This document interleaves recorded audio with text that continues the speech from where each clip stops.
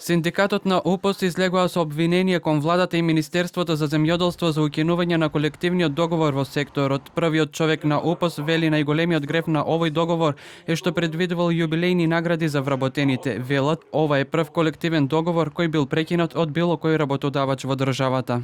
Ова, во најмала рака, е исмевање на колективните договори, омаловажување на вработените и е показател дека утре на ист ваков начин ќе посегнат да откажуваат и други колективни договори и да ги намалуваат правата на вработените како и кога ќе сакаат.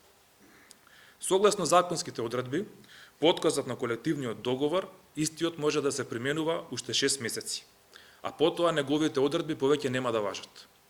Ова значи дека припадниците на шумската полиција, кои земаат плата согласно овој колективен договор, ќе земаат плата само уште 6 месеци, а потоа Господ нека им е на помош. Од Министерството за земјоделство, шумарство и водостопанство велат дека досега биле одржани неколку состаноци со УПОС за овој проблем, но синдикатот не отстапил од своите позиции.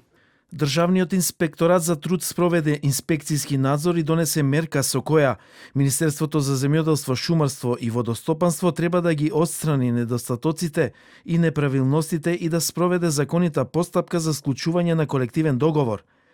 Се одржаа состаноци со представници на синдикатот на УПОС за изнаоѓање на заедничко решение за надминување на настанатата ситуација.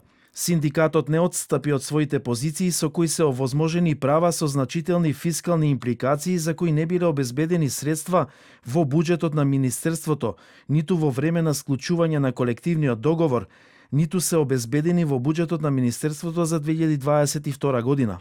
Дополнително од УПОС велат дека уште еден горлив проблем е работниот однос на припадниците во шумската полиција, кој според нив мора да биде регулиран со колективен договор.